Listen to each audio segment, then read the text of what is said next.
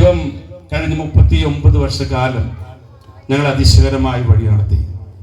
34 വർഷക്കാലം ഉത്തർപ്രദേശിലെ കാശി, വാരണാസി, ബനാറസ് എന്ന് പറയുന്ന സ്ഥലത്ത് ആയിരുന്നുകൊണ്ട് കർത്താവിന്റെ വേല ചെയ്യുവാൻ ദൈവം ഞങ്ങൾക്ക് ഭാഗ്യം നൽകി. എല്ലാറ്റുമായി ഞാൻ കർത്താവിനെ സ്തുതിക്കുന്നു. ഞാൻ ചില വാചകങ്ങളിൽ ഞാൻ രക്ഷിക്കപ്പെട്ട ആ നാളിൽ കർത്താവിനോട് ഇടപെട്ട കാര്യം, പിന്നെ കർത്താവിന്റെ ജീവിതത്തിൽ പ്രവർത്തിച്ച വലിയ കാര്യങ്ങൾ, ഇന്ന് പ്രവർത്തിച്ചുകൊണ്ടിരിക്കുന്ന കാര്യങ്ങൾ, ഇത് പ്രാരംഭമായി പറഞ്ഞിട്ട് ദൈവജനത്തിൽ നിന്നും അല്പമായി ശുശ്രൂഷിപ്പാൻ ഞാൻ കർത്താവിൽ ശരണപ്പെടുകയാണ്. ഇന്നേക്ക് 39 വർഷക്കാലം മുമ്പ് ഞാൻ ലോകപ്രകാരം ജീവിച്ച, നിങ്ങൾക്ക് അറിയാവുന്ന പോലെ ഈ ഗ്രാമവാസികൾക്ക്, ഞങ്ങളുടെ പ്രിയപ്പെട്ടവർക്ക് എല്ലാവർക്കും അറിയാവുന്ന പോലെ റേഷൻ കട ഞാൻ നടത്തിക്കൊണ്ടിരുന്ന മറ്റ് ബിസിനസ്സുകളും കൂടെ ഉണ്ടായിരുന്നു. എന്നാൽ അങ്ങനെ നടത്തിക്കൊണ്ടിരിക്കുന്നതിനിടയിൽ സുവിശേഷം അല്പമായിട്ട് കേൾപ്പാൻ കരിസ്മറ്റിക്കിലൂടെ ഭാഗ്യം ലഭിച്ചു. അത് 42 വർഷങ്ങൾക്ക് മുമ്പുള്ള കാര്യമാണ് പറയുന്നത്. എന്നാൽ അല്പമായി സുവിശേഷം കേട്ടുവെങ്കിലും ആ സുവിശേഷം വേണ്ട പോലെ, അഥവാ യേശു ക്രിസ്തുവിനെ വേണ്ട പോലെ സ്വീകരിപ്പാൻ എനിക്ക് കഴിഞ്ഞില്ല. അതിന് ഒത്തിരി കാര്യങ്ങളുണ്ട്. ഒന്നാമത്തെ കാര്യം ഇതാണ്, ഈ ലോക മോഹങ്ങൾ, അഥവാ ഈ ലോകത്തിൽ ഒത്തിരി കാര്യങ്ങളുണ്ട്. ധനം, അങ്ങനെയുള്ള കാര്യങ്ങൾ. അത് തന്നെ ഒരു പരിധി വരെ 2-3 വർഷക്കാലം ബ്രേക്ക് ചെയ്ത് വെച്ചു. എന്നാൽ ഒരിക്കൽ ജോൺസൺ ജോസി, 2 കരിസ്മാറ്റിക് ടീം അംഗങ്ങൾ ഇവിടെ വന്ന് 84-ലാണ് ആ സമയത്ത് എന്നോട് സുവിശേഷം അറിയിച്ചു. എന്നോട് സുവിശേഷം പറഞ്ഞപ്പോൾ ഞാൻ അതിനെ തിരസ്കരിച്ചു, ഞാൻ സ്വീകരിച്ചില്ല. ഈ സ്ഥലത്താണ് ഓയിൽ മിൽ ഉണ്ടായിരുന്നത്. അപ്പം അദ്ദേഹം ഇറങ്ങിപ്പോകുന്ന സമയത്ത് എന്നോട് ഇങ്ങനെ പറഞ്ഞു, വിൻസൻ, ഇന്ന് മരിച്ചാൽ താങ്കൾ എവിടെ പോകും? ഞാൻ പറഞ്ഞു, എല്ലാവരും പോകുന്നിടത്ത് ഞാനും പോകും. ഞങ്ങളുടെ കയ്യിൽ പണമുണ്ട്. ഞാൻ മരിച്ചാൽ കുടുംബാംഗങ്ങൾ പണം കൊടുക്കും, കുർബാനയും മറ്റു കാര്യങ്ങളും ചെയ്യും, മരിച്ചവർക്ക് വേണ്ടി പ്രാർത്ഥിക്കും. അങ്ങനെ ഒരു സ്വർഗം ഉണ്ടെങ്കിൽ ഞാനിത് കരസ്ഥമാക്കും. ആ മറുപടിയാണ് പറഞ്ഞത്. അതിന് ചില ദിവസങ്ങൾക്ക് ശേഷം, വിഷുവിന്റെ അന്ന് 1984, വിഷുവിന്റെ തലേ ദിവസം 100-150 പേര് ഈ കടയുടെ മുമ്പിൽ നിൽക്കുമ്പോൾ 7:30 മണി സമയത്ത് ഞാൻ ഈ ഓയിൽ ബില്ലിലോട്ട്, മീൻസ് 3 ഫേസ് കണക്ഷനിൽ ഒരു കണക്ഷൻ വിട്ടുപോയി, കറണ്ട് ഓഫായി പോയി. ആ സമയത്ത് ഓടി വന്ന് കറണ്ട് കറക്റ്റ് ചെയ്യാനായിട്ട് ഞാൻ ഓടി വന്ന് കൈ പിടിച്ചത് സ്വിച്ച് ബോർഡിൽ, ആ ബോർഡിലായിരുന്നു. അന്നത്തെ വയറൊക്കെ ഓപ്പൺ ആയിട്ട് കിടക്കുകയായിരുന്നു. പുറകിലോട്ട് വന്ന് പിടിച്ച സമയത്ത് 3 ഫേസ് കണക്ഷൻ എൻ്റെ കയ്യിലായി വന്നത്. ഞാൻ അത് പിടിച്ച് നിലത്ത് വീണ് കിടന്നു. അപ്പോൾ ഞാൻ കാണുന്നത് ഒരു ദൃശ്യമാണ്, ഒരു സ്ക്രീനിൽ എന്ന പോലെ, ഇന്നലെ പോലെ. എങ്ങനെ അവരെന്നോട് സുവിശേഷം പറഞ്ഞു, ഞാൻ യേശു ക്രിസ്തുവിനെ തിരസ്കരിക്കുന്നു, ആ യേശുവിനെ ഞാൻ സ്വീകരിക്കാതെ നിൽക്കുന്നു. അതെല്ലാം അവിടെ എന്ത് സംഭാഷണം ഇവിടെ നടന്നു, അതങ്ങനെ തന്നെ റിപ്പീറ്റ് ചെയ്ത് ഞാൻ കാണുകയാണ്. ആ സമയത്ത് ബ്രദർ ജോൺസണിനോട് പറഞ്ഞൊരു കാര്യമുണ്ട്, എന്തെങ്കിലും പ്രശ്നങ്ങൾ കടന്നു വരുമ്പോ ഈശോയെ വിളിക്കാൻ മറക്കരുത് എന്ന് പറഞ്ഞിട്ടാണ് അദ്ദേഹം നിർത്തിയത്. അത് ഞാൻ അവിടെ വെച്ച് കാണുകയാണ്. ഒരു സ്ക്രീനിൽ എന്തോണം എനിക്ക് മനസ്സിലായി, മരണം എന്നെ വിഴുങ്ങുകയാണ്. ഇതിന്റെ അവസാന നിമിഷമാണ്. ദൈവാത്മാവ് എന്റെ മേൽ വന്നു. എന്റെ അതരത്തിൽ നിന്ന് ആ യേശു ക്രിസ്തുവിനെ വിളിക്കാത്തോടത്തോളം കാലം രക്ഷപ്പെടത്തില്ല. മരണത്തിന്റെ ആ അഗാധ ഗർത്തത്തിലേക്ക് ഞാൻ വീഴുന്ന ആ സന്ദർഭമായിരുന്നു. ഇതിനൊറ്റ കരച്ചിലായിരുന്നു, എനിക്ക് ജീവിക്കണം, യേശുവേ എന്നെ വിടുവിക്കണം. ഈ ശബ്ദമൊക്കെ അന്ന് പറഞ്ഞ എരുമ നിലവിളിക്കുന്ന ഒരു ശബ്ദമായിരുന്നു. പക്ഷെ എന്റെ നിലവിളി ഇതായിരുന്നു, യേശു ഒരു അവസരം എനിക്ക് നൽകണം. എന്നെ അന്ന് റേഷൻ കടയിൽ സഹായിച്ചുകൊണ്ടിരുന്ന ചന്ദ്രനാണ്. അദ്ദേഹത്തിന് അറിയാം ഞാനിവിടെ ഇലക്ട്രിക് എന്റെ കാര്യം ക്ലിയർ ചെയ്യുവാനായിട്ട് പോയിരിക്കുകയാണെന്ന് അദ്ദേഹത്തിന് മനസ്സിലായി. അദ്ദേഹം ഓടി വന്ന് മെയിൻ സ്വിച്ച് ഓഫ് ചെയ്തു. കറണ്ട് കട്ടായി. എല്ലാവരും പറയുന്നു വിൻസൻ മരിച്ചു, വിൻസൻ മരിച്ചു. എൻ്റെ ഇത് മുഴുവനും കത്തിപ്പോയിരുന്നു. മാംസം കരിഞ്ഞ ദുർഗന്ധം ഉണ്ടായിരുന്നു.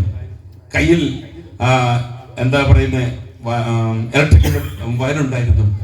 എന്നെ എല്ലാവരും പിടിച്ചുകൊണ്ടൊന്ന് ചന്ദ്രൻ പറഞ്ഞില്ല, ഞാൻ കറണ്ട് ഓഫ് ചെയ്തിരിക്കുന്നു. എല്ലാവരും പിടിച്ച് ആ എറയത്ത് അതേ അവിടെ കൊണ്ട് ചവിട്ടിത്തിരുമ്മി. ഈ ദേശം നല്ല നിവാസികൾ, ഞങ്ങളെ സ്നേഹിക്കുന്ന എല്ലാവരും എന്നെ ഒന്ന് നന്നായി ഒന്ന് പെരുമാറി. അത് കഴിഞ്ഞപ്പോ ശ്വാസം വന്നു. പിന്നീട് മാള ഹോസ്പിറ്റലിലോട്ട് കൊണ്ടുപോയി.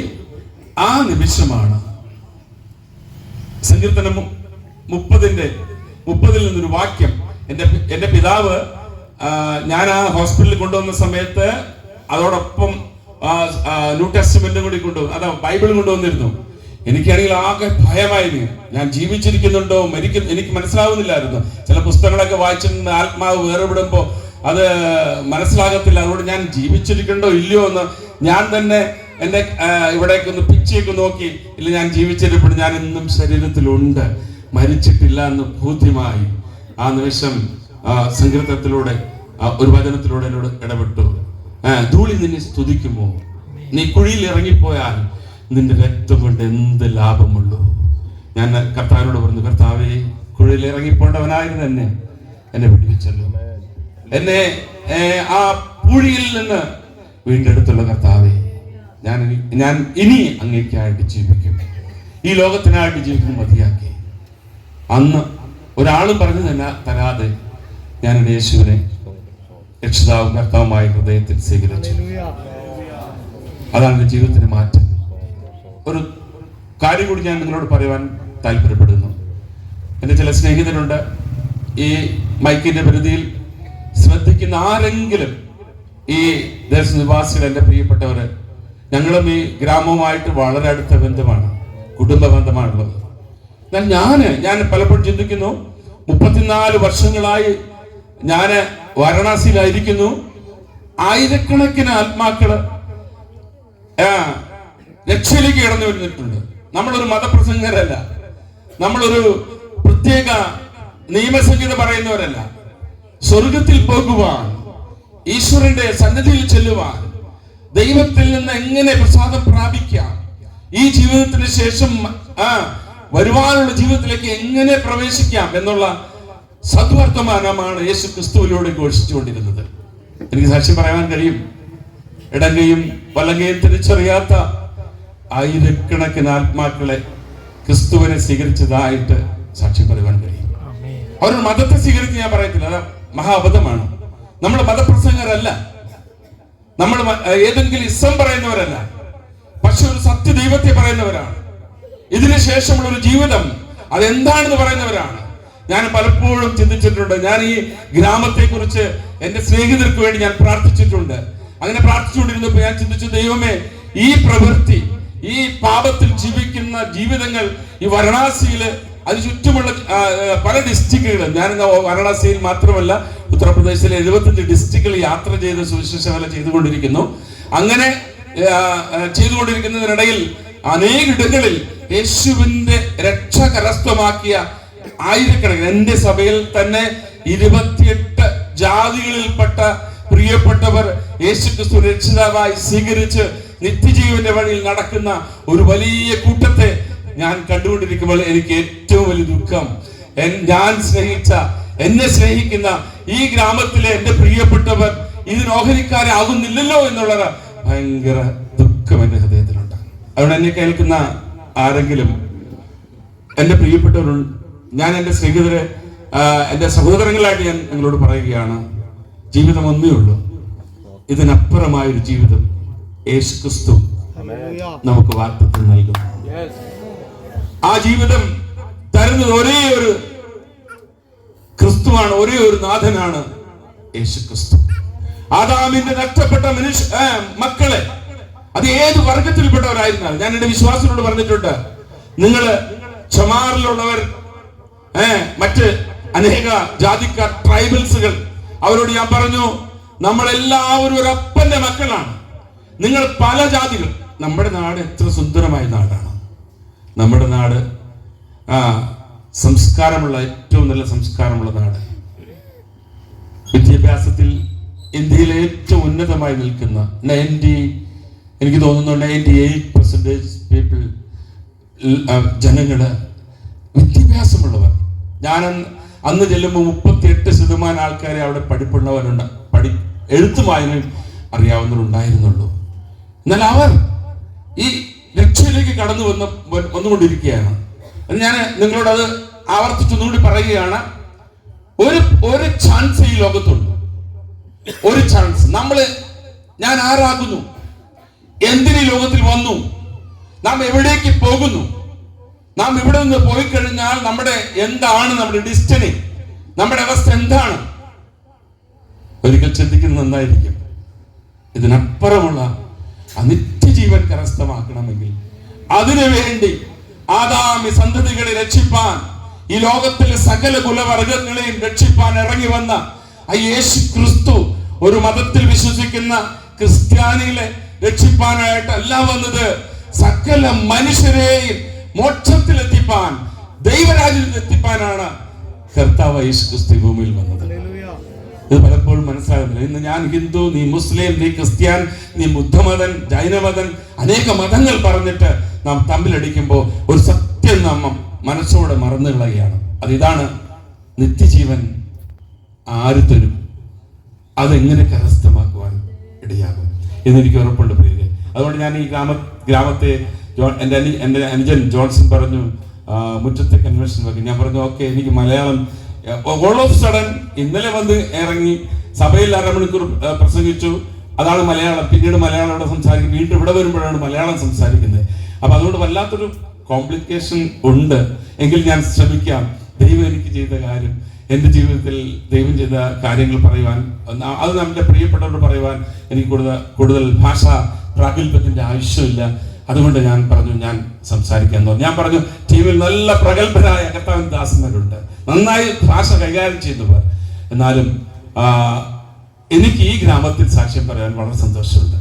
എന്നെ നന്നായിട്ട് അറിയുന്ന എൻ്റെ സ്നേഹിതരാണ്, നമ്മുടെ ജീവിതം നന്നായിട്ട് അറിയാവുന്നവരാണ്. നമ്മൾ കള്ളുപിടിക്കുവാനോ തല്ലുപിടിക്കുവാനോ ചീത്ത പറയുവാനോ അങ്ങനെയുള്ള കാര്യങ്ങളൊന്നും ഇന്നുവരെ ചെയ്തിട്ടില്ല, അറിയത്ത് പോലുമില്ല. എന്നാൽ ജീവിതം അതൊന്നും ഇല്ലെങ്കിലും പോലും ജീവിതം നന്നായിരുന്നു എന്ന് വെച്ചാലില്ല. ഞാൻ പാപിയായ മനുഷ്യനായിരുന്നു, പാപത്തിനടിമയായ ഒരു മനുഷ്യനായിരുന്നു, പാപത്തിൽ ജീവിതം കഴിച്ചൊരു മനുഷ്യനായിരുന്നു. നമ്മുടെ ഹൃദയാന്തര ഭാഗം കർത്താവിന് കൊള്ളാത്തതായിരുന്നു, അതെനിക്കറിയാം. അതുകൊണ്ട് ഞാൻ അനുഭവിച്ച സന്തോഷം, ഞാൻ കടന്നു പോകുന്ന ആ ദേശം, അതെന്റെ പ്രിയപ്പെട്ടവർ, ഈ നാട്ടുകാരും, ഒരു പറ്റം നാട്ടുകാരും ഞങ്ങളോടൊപ്പം സ്വർഗത്തിൽ ഉണ്ടാകണമെന്നുള്ള വലിയ ഹൃദയത എനിക്കുണ്ട്, വലിയ സന്തോഷമുണ്ട്. അതുകൊണ്ട് തന്നെ ഈ രാത്രിയിൽ കേൾക്കുന്ന പ്രിയപ്പെട്ടവരോട് എനിക്ക് എന്റെ സാക്ഷ്യത്തിലൂടെ പറയാനുള്ള ഒറ്റ കാര്യം ഇതാണ്. യേശു ക്രിസ്തു 2000 വർഷങ്ങൾക്ക് മുമ്പ് നമുക്ക് വേണ്ടി ക്രൂശിൽ യാഗമായി തീർന്നത് എല്ലാ മനുഷ്യർക്കും വേണ്ടിയിട്ടാണ്. സകല മനുഷ്യനെയും ദൈവരാജ്യത്തിൽ എത്തിപ്പാൻ ആയിട്ടാണ് കർത്താവ് ഈ ഭൂമിയിലോട്ട് കടന്നു വന്നത്. ഞാൻ സാക്ഷി പറയുന്ന കൂട്ടത്തിൽ തന്നെ ഞാൻ പറഞ്ഞല്ലോ, ഞങ്ങള് വാരണാസിയുടെ ദേശത്ത് സുവിശേഷം പറയുമ്പോൾ ജാതി മതം ഒന്നും പറയാറില്ല. അവിടെ ഇന്നും ചെറിയൊരായ വ്യത്യാസമുണ്ട്. അവര് ചെറിയ ജാതിക്കാർ, താഴ്ന്ന ജാതിക്കാർ വെള്ളം പോലും കുടിക്കത്തില്ല, മറ്റവരുടെ കൊടുക്കത്തില്ല. താഴ്ന്നവർ ഉയർന്നവർ എന്നുള്ള വ്യത്യാസം, വർണ്ണവർഗ വ്യത്യാസം, ഒത്തിരി വ്യത്യാസങ്ങളുടെ നടുവിലാണ് ഞങ്ങൾ സുവിശേഷമായിട്ട് കടന്നു ചെന്നത്. എനിക്കൊരു കാര്യം മനസ്സിലായി, യേശുക്രിസ്തു ഇന്നും നമ്മെ സ്നേഹിക്കുന്നു. യേശുക്രിസ്തു നമ്മെ സ്നേഹിക്കുകയും നമ്മുടെ രക്ഷയ്ക്ക് വേണ്ടി കരുതുകയും ചെയ്യുകയാണ്. അതുകൊണ്ട് ആ കർത്താവിന്റെ സന്ദേശം ചില സമയം ഞാൻ നിങ്ങളുമായിട്ട് വീണ്ടും പറയാനായിട്ട് കർത്താവിൽ ആശിക്കുന്നു. നിങ്ങളുടെ ശ്രദ്ധയെ ഞാൻ ഇത്തരണത്തിൽ ആഗ്രഹിക്കുകയാണ്. കർത്താവ് യേശുക്രിസ്തു പറഞ്ഞതായ ചില കാര്യങ്ങൾ, പഴയ പുതിയ നിയമ ഭേദഭാഗങ്ങളിൽ നിന്ന് ചില കാര്യങ്ങൾ പറയുവാനായിട്ട് ആഗ്രഹിക്കുന്നു. മത്തായി സുവിശേഷം 24-ാം അധ്യായം, മത്തായി സുവിശേഷം 24-ാം അധ്യായം 37-38 വാക്യങ്ങൾ, അതുപോലെ തന്നെ ലൂക്കോസിന്റെ സുവിശേഷം 26-28. അതിൽ ഒരു വാക്യം മാത്രം വായിച്ചാൽ മതി, 2 വാക്യം മാത്രം വായിച്ചാൽ മതി. മത്തായി സുവിശേഷം 24-ാം അധ്യായം അതിന്റെ 37 മുതലുള്ള വാക്യങ്ങൾ. നോഹയുടെ കാലം പോലെ തന്നെ മനുഷ്യപുത്രന്റെ വരവുമാകും. ജലപ്രളയത്തിനു മുമ്പുള്ള കാലത്ത് നോഹ പെട്ടകത്തിൽ കയറിയ നാൾ വരെ അവർ തിന്നും കുടിച്ചും വിവാഹം കഴിച്ചും വിവാഹത്തിന് കൊടുത്തും പോന്നു. ജലപ്രളയം വന്ന് എല്ലാവരെയും നീക്കിക്കളയുവോളം. ഓക്കെ, ലൂക്കോസിന്റെ സുവിശേഷം 27-ാമത്തെ, എനിക്ക് തോന്നുന്നു 28-ാമത്തെ വാക്യമായിരിക്കാം. അതെങ്ങനെ കാണുന്നത്? ഒന്ന് വായിക്കാമോ? 27-28. ലൂക്കോസിന്റെ സുവിശേഷം 17-ാമത്തെ അധ്യായം അതിന്റെ 28-ാമത്തെ വാക്യമാണെന്ന് തോന്നുന്നു. ലോത്തിന്റെ കാലത്ത് സംഭവിച്ചതുപോലെ തന്നെ അവർ തിന്നും കുടിച്ചും കൊണ്ട് വിറ്റും നട്ടും പണിതും പോകുന്നു. എന്നാൽ ലോത്ത് സോദോം വിട്ട നാളിൽ ആകാശത്ത് നിന്ന് തീയും ഗന്ധവും പെയ്ത് എല്ലാവരെയും മുടിച്ചു കളഞ്ഞു. 2 ഇൻസിഡന്റ് ആണ് ഇവിടെ കർത്താവ് പറയുന്നത്. ഇത് മറ്റാരും പറയുന്നതല്ല. ശിഷ്യന്മാര് ഇവിടെ 32 മുതലുള്ള വാക്യങ്ങൾ വായിക്കുമ്പോൾ നമുക്ക് മനസ്സിലാകുവാൻ സാധിക്കുന്നത് ഇങ്ങനെയാണ്. കർത്താവിനോട് ശിഷ്യന്മാർ ചോദിച്ചു, ഇതൊക്കെ എന്ന് സംഭവിക്കും? നീ പറയുന്ന കാര്യം എന്താ കർത്താവ് പറഞ്ഞേ? കർത്താവ് പറഞ്ഞു, ലോകത്തിന്റെ അവസാനം വരുന്നു, മഹാക്ഷാമങ്ങളുടെ കാലം വരുന്നു, യുദ്ധങ്ങളെ കുറിച്ചുള്ള ശ്രുതികൾ നിങ്ങൾ കേൾക്കാൻ പോകുന്നു, ജാതി ജാതിയോടും രാജ്യത്തോട് എതിർക്കുന്ന കാലം വരുന്നു. അപ്പൊ ഇങ്ങനെയുള്ള ലോകാവസാന സംഭവങ്ങൾ യേശുക്രിസ്തു തന്റെ ശിഷ്യന്മാരോട് പറയുകയാണ്. അങ്ങനെ പറയുന്നതിനിടയിൽ ശിഷ്യന്മാർ ഇങ്ങനെ നോക്കിയിരിക്കണം, ഇതൊക്കെ എന്ന് സംഭവിക്കും, ഇതെപ്പോൾ സംഭവിക്കും? കർത്താവ് പറഞ്ഞു, ഒത്തിരി കാര്യങ്ങൾ പറയുന്നു. ഞാൻ ആ കാര്യങ്ങളൊക്കെ പറയുന്നില്ല, നിങ്ങൾക്ക് വായിക്കാം. സുവിശേഷം നമുക്ക് അറിയാം, 3 സുവിശേഷങ്ങളിലും 4 സുവിശേഷങ്ങളിലും ആ കാര്യം പറയുന്നുണ്ട്. ഈ ലോകം അതിന്റെ അന്ത്യത്തിലേക്ക് ഓടിക്കൊണ്ടിരിക്കുകയാണ്. ഈ ലോകത്തിന്റെ അന്ത്യത്തിൽ എന്ത് സംഭവിക്കും എന്ന് കർത്താവ് തന്റെ ശിഷ്യന്മാരോട് പറഞ്ഞു. അതിനിടയിൽ ഒരു ക്വസ്റ്റ്യൻ ശിഷ്യന്മാർ ചോദിച്ചു, കർത്താവേ, ഇത് എപ്പോൾ സംഭവിക്കും? കർത്താവ് പറഞ്ഞു, അത്തി തളിർക്കുമ്പോൾ വേനലെടുത്തിരിക്കുന്നുവെന്ന് നിങ്ങൾ പറയുന്നു. അതുകൊണ്ട് ഈ കാലങ്ങളെ നോക്കിയിട്ട് നിങ്ങൾ പറയൂ, ഇതെപ്പോൾ സംഭവിക്കും? ഞാൻ നിങ്ങളോട് കൃത്യമായിട്ട് പറയാം. ഏറ്റവും ആസന്നമായി, ഏറ്റവും അടുത്ത ഭാവി എന്റെ കർത്താവ് വാനമേഘത്തിൽ വരാറായി എന്നുള്ളത് ഞാൻ നിങ്ങളെ സാക്ഷീകരിക്കുന്നു. എന്തുകൊണ്ടെന്നാൽ സുവിശേഷമായി 34 വർഷങ്ങൾ ഞങ്ങൾ അവിടെയായിരുന്നു. എന്നാൽ ഇന്ന് അതിന്റെ വാതിലുകൾ അടയ്ക്കപ്പെടുന്നു. സ്വാതന്ത്ര്യത്തോട് ദൈവത്തെ ആരാധിപ്പാൻ കഴിയാത്ത കാലഘട്ടം വന്നിരിക്കുന്നു. സുവിശേഷം നിമിത്തം അനേകർ അജ്ഞത കൊണ്ടാണ് ജനങ്ങൾ അത് ചെയ്യുന്നത്. അവരെ ജയിലുകളിൽ അടയ്ക്കപ്പെടുന്നു. എന്റെ സ്നേഹിതന്മാർ എന്നെ തന്നെ പല പ്രാവശ്യം അടപ്പാൻ ശ്രമിച്ചു. ദൈവകൃപയാൽ ഇതുവരെ അങ്ങനെ പോകാൻ ദൈവം ഇടയാക്കില്ല. ഞാൻ ഒന്നുകൂടി പറയാം. കർത്താവ് പറയുന്നു, അത്തിയെ നോക്കി നിങ്ങൾ ഇത് പഠിക്കും. എന്താ സംഭവിക്കാൻ പോകുന്നത്? എന്താണ് ഇപ്പോൾ നടകൊള്ളുന്നത്? നമുക്കറിയാം. അത്തിയെ നോക്കുക. 2000 വർഷങ്ങളോളമായി AD 70 ചിതറിക്കപ്പെട്ട യഹൂദന്മാർ, ഇസ്രായേൽ ലോകത്തിന്റെ നാനാഭാഗങ്ങളിൽ ചിതറിപ്പോയി. നമ്മുടെ മാളയിലും വന്നു. സിനഗോഗ് മാളയിലുമുണ്ട്. മാളയിലെ സിനഗോഗ് നമ്മയൊക്കെ പറയുന്നു, നോക്കുക, ലക്ഷക്കണക്കിന് കോടിക്കണക്കിന് രൂപയുടെ ആസ്തിയുള്ള പട്ടണത്തിന്റെ എന്റെ പിതാവ് യഹൂദന്മാരുടെ അനേകരായിട്ട് വളരെ സ്നേഹബന്ധത്തിലുണ്ട്. എന്നെയും കൊണ്ട് അവിടെ പോയിട്ടുണ്ട്. എനിക്ക് ഇന്നും ഓർമ്മയുണ്ട്. കൊച്ചെറുപ്പത്തിൽ അവരുടെ ഏതോ ഫീസ്റ്റിൽ ഫുഡ് കഴിച്ചത് എനിക്ക് ഇന്നും ഓർമ്മയുണ്ട്. അവരുടെ ആ മാള പട്ടണത്തിന്റെ ഹൃദയഭാഗത്തുള്ള സകല ഷോപ്പുകളും അവരുടെ സകല സ്വത്തുക്കളും വേണ്ടായിന്ന് വെച്ച് അവരവരുടെ സ്വന്തം നാട്ടിലേക്ക്, അവരുടെ വാഗ്ദത്ത ദേശമായ ഇസ്രായേലിലേക്ക് അവർ കടന്നുപോയി. ആ സിനഗോഗ് നോക്കി പറഞ്ഞു, യഹൂദന്മാർ നമ്മോട് നോക്കി പറയുന്നു, അത്തി തളിർത്തിരിക്കുന്നു, ഇനി അധികം സമയമില്ല, ഇനി നീ ഒരുങ്ങുക, ദൈവമക്കൾ ഒരുങ്ങുക. അവർ ഇവിടെ നിന്ന് കടന്നുപോയി. അവർ വെറും ഒന്നുമില്ലാത്തവരായിട്ടല്ല പോയത്. അവർ ഒത്തിരി കാര്യങ്ങളെ കൊണ്ടുപോയി. പക്ഷെ അവർക്ക് സ്വന്തമായ 1900 പരം വർഷങ്ങൾ സ്വന്തമാക്കി ഉണ്ടായിരുന്ന പാരമ്പര്യമുള്ള ഈ ദേശത്തെ വിട്ടിട്ട് ദൈവം അവർക്ക് വാഗ്ദത്തം ചെയ്ത ആ ഇസ്രായേൽ ദേശത്തേക്ക് അവർ കടന്നുപോയി. ദൈവജനം, കർത്താവിനെ സ്നേഹിക്കുന്ന എന്റെ പ്രിയപ്പെട്ടവരെ, നമുക്കൊരു കാര്യം മനസ്സിലാക്കണം. എന്റെ കർത്താവ് വരുവാൻ നേരമായിരിക്കുന്നു. അത്തി തളിർത്തിരിക്കുന്നു. റഷ്യ യുക്രൈൻ യുദ്ധം അത് കൊടുമ്പിരി കൊണ്ടിരിക്കുന്നു.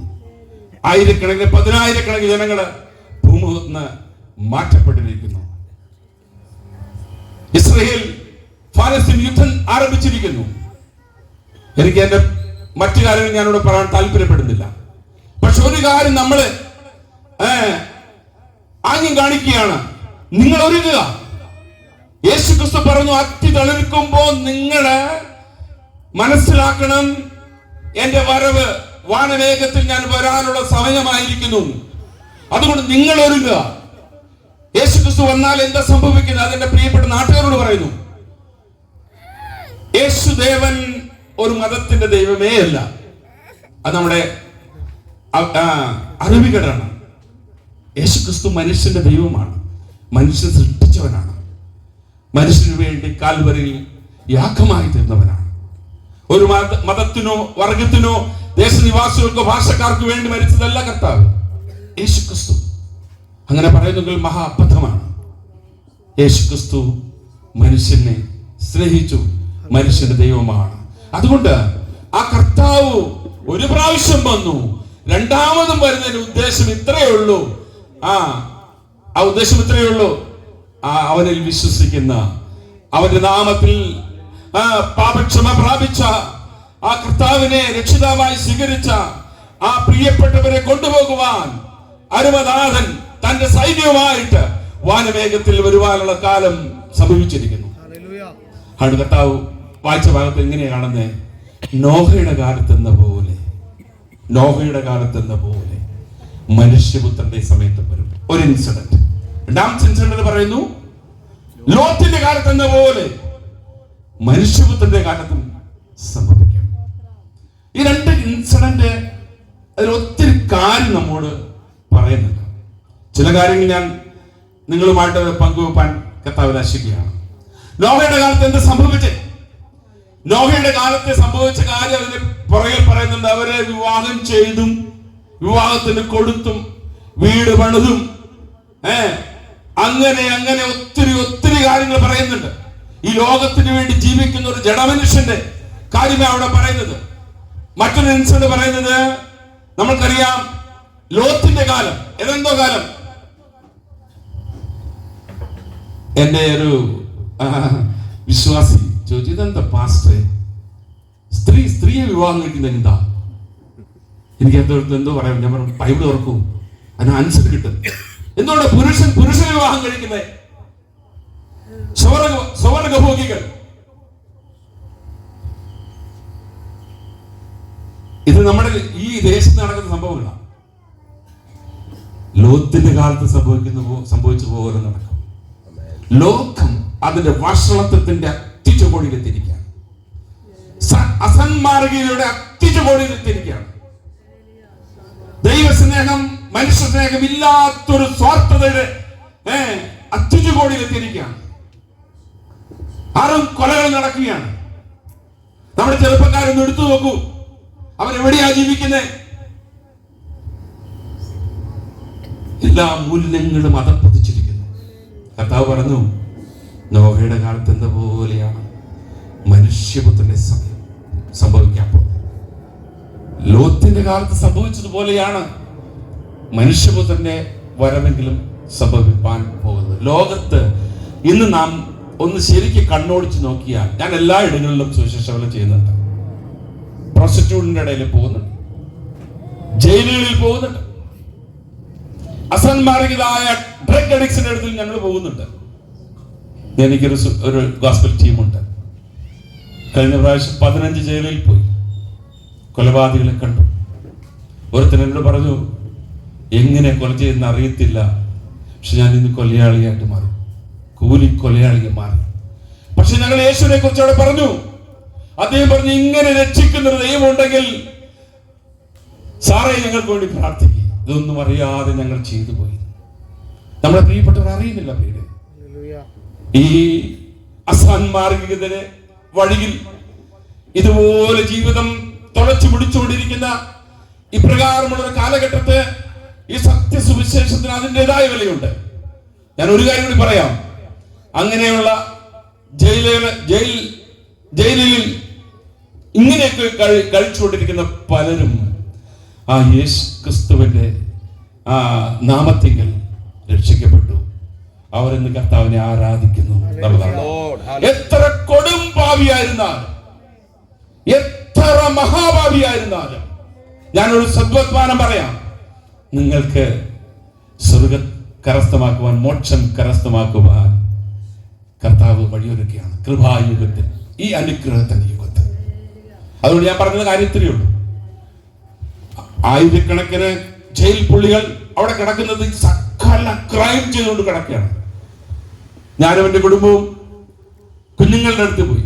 100 ചില്ലാം കുഞ്ഞുങ്ങൾ, മീൻസ് 18 വയസ്സിൽ താഴെയുള്ള എൻ്റെ മക്കളും എല്ലാവരും കൂടി ചെന്നു. എനിക്ക് എൻ്റെ പെർമിഷൻ ഉണ്ടായിരുന്നു.